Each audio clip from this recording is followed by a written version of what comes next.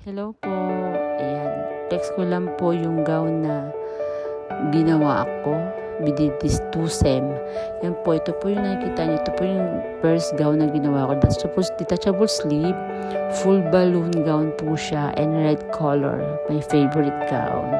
Favorite color. And then yan po siya. Kinalabasan niya kapag nakasuot po yung detachable na sleeves niya. Yan. Para kung reyna. Taba-taba ko pa dyan. Yan po. Pero I'm so happy. Maganda po. Then, ang second gown po na ginawa ko, detachable sleeve din po siya.